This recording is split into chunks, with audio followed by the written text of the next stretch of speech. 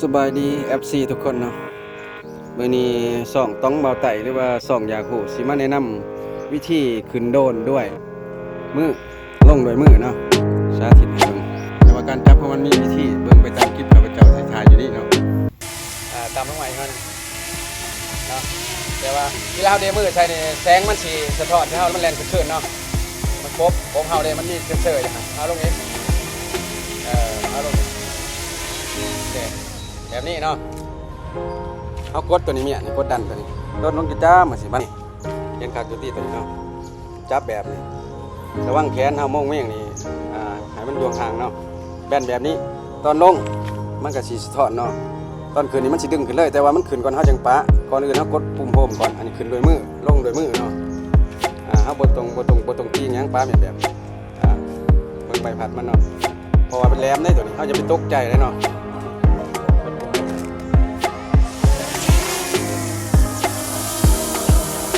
จะบังคับลง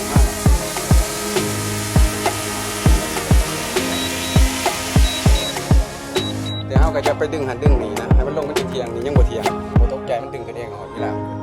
ปุ่มโฮมสั่งปุ่มโฮมเลยนะ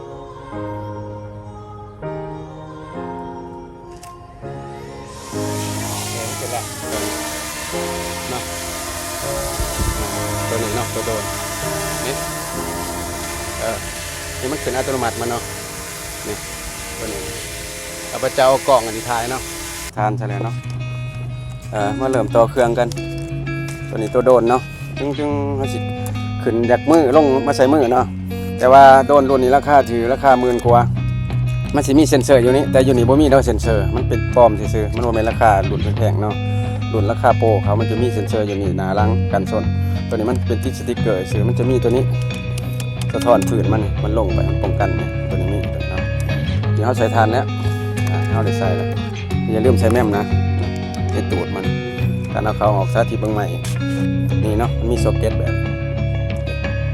น้ำขึ้นเส้นแบบนี้ใส่จึ๊บกำลังกับงับลงตัวนี้คือกันตัวนี้จะลงกดตัวล็อกนี่เนาะนี่ตัวนี้ปัดเส้าดินก็ต้องเอาเข่าอีกตัวนี้ที่ว่าแล้วประเภทนึงตัวที่2กางออกมาใส่ติดจอยมา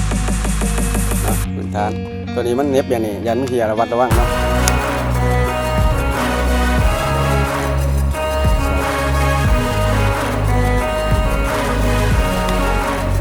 จอยสติ๊กจะเส้าดินเนาะก็ต้องเก็บหนึ่งแบบนี้ลักษณะหามเฮ็ดแบบนี้เนาะมี2เก็บเนี่ยทับมาแบบนี้ทำกลางออกปึ๊บแบบนี้ก็ได้แบบนี้ก็ได้เนาะแบบนี้ก็ได้แต่อย่าแบบนี้เนาะปิดที่สุดจากนั้นแล้วตัวนี้สายต่อโทรศัพท์เนาะเอาเลยเอาโทรศัพท์เข้าไปโทรศัพท์เสียมเขาก่อนนะมันมีแอปมันเนาะแอปตัวนี้มีแอปมันเข้าก่อนนะถ้าเลยมันเริ่มมันเข้ามาแบบนี้เนาะแอปมันแต่ว่าเขาต้องปีนตูดตัวนี้นี่ให้มันถือกันกับเบื้องนี่เนาะตูดคือกดมันนี่ให้มันถือกันกับสายเจ็บ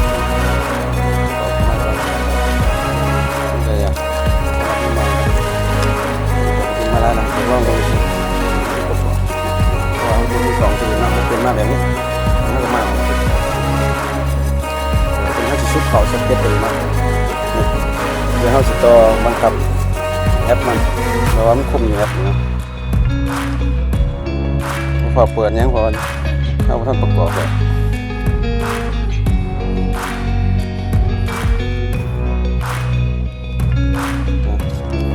ต่อแล้วเนาะมาแบบนี้ที่ว่าต่อแล้ว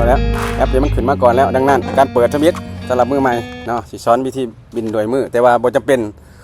กับบ่เฮ็ดแบบนี้เนาะถ้าว่าจำเป็นตรงนี้เฮ็ดเพราะว่าไปหน้าบางทีเขาไปบินอยู่แถวคันหน้ามันบ่มีบอลลงหรือว่าหญ้าหลาย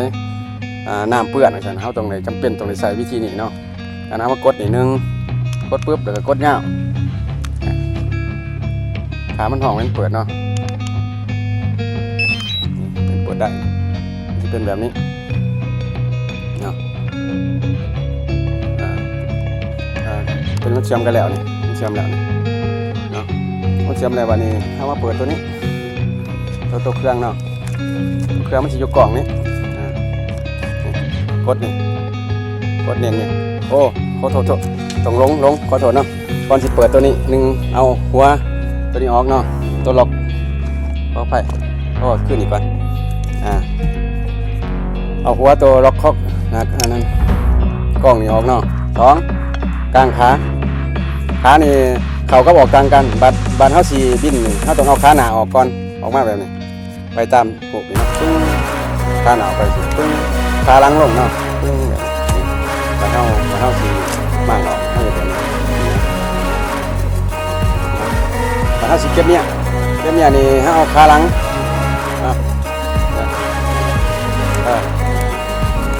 ขาหลังเขาก่อนขาหน้าเขาน้ำหลังขาหลังเขาก่อนนี่คือกันนี่เนาะเก็บเนี่ยแบบนี้บัดเฮาสิเก็บบัดเฮาสิมั่งบินอย่าลืมนี่มันมีล็อกกออย่างนี้เนาะเอาตรงไหนปลดตัวนี้ถ้าเอาตัวนี้ออกโหลดบ่ได้มันต่ำนี่เนาะมันสิออกบ่ได้นี่มันคอกันนี่เห็นบ่มันคอตัวนี้เอาออกบ่ได้แล้วนี่เอาถูกปลดแบบนี้นี่มันออกแบบถ้าเอาไปเอาตัวนี้ออกก่อนบ่ได้นี่มันล็อกนี่แหละเอาสิไปบ่ได้ตัวนี้ดังนั้นเราต้องเอาออกตามนี้เนาะขาหน้าออกปึ๊กปึ๊กเอาขาหลังลงสิเนาะขาหลังลงนี่เป็นแบบนี้วิธีการดังนั้นเขามั่นใจแล้ววันแม่มเขาก็มีแล้วเนาะอยู่ในกฎมันสอง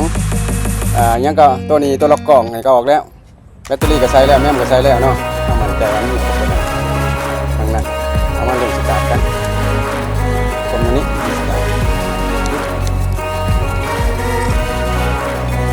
เสร็จบอดมันก็เสร็จแบบนี้ตัวนี้สิซ้อนวิธีบินจากนี้เนาะขออภัยเนาะเอาตัวนี้ลงก่อนเอาตัวนี้ก่อนเดี๋ยวว่าพอปรุงตัวนี้ก่อนเขาแอปก่อนตัวนี้มันเห็นเลยเนาะแ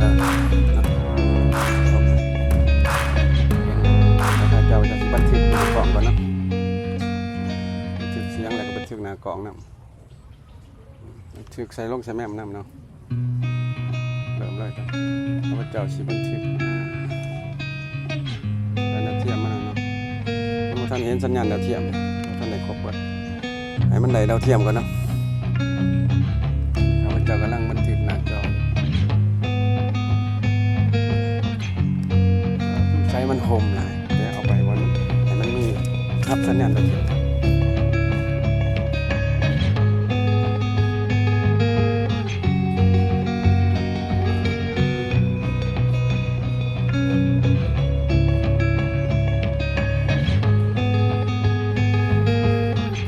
มันได้สัญญาณดาวเทียมเนาะมาเริ่ม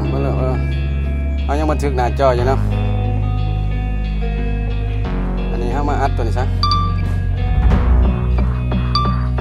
อันนี้เอาสิสตาร์ทโดนอยู่เนาะคมแบบโฮมมันเป็นอัตโนมัติก่อนแต่ว่าก็ต้องมั่นใจว่าโดนอยู่หันมันโบไก่ยังวัตถุตัวนี้เนาะดูกระปุ่มสตาร์ทโดนกดอย่างเนี้ยเนาะขึ้นมาสิเนาะเอามาคมอย่างนี้ได้ประมาณเนาะเสร็จแล้วเนาะเสร็จไปทำนะแต่ว่าโดนหน่อยมันก็บังคับง่ายเนาะ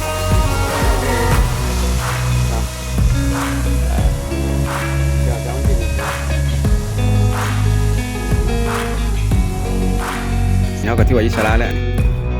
เขาก็ไหนแล้วตัวนี้เขาท่านเปิดเนาะเขาใส่ทานแล้วแต่ตัวนี้รีโมทมันตัวนี้ต่อสายเขากลางออกมาแบบนี้เขาสิควบคุมเนาะให้มันนับสัญญาณดีนี่ตามศึกษามานี่มี2แบบนี้ขึ้นกับตามสถานที่แบบนี้แล้วก็แบบนี้3แบบนี่นี่แล้วก็แบบเนื่องๆนี่เนาะมันนับสัญญาณดีแต่ยาวเข่าแบบนี้เนาะที่จุดตัวนี้เนาะที่รับการส่งสัญญาณ GPS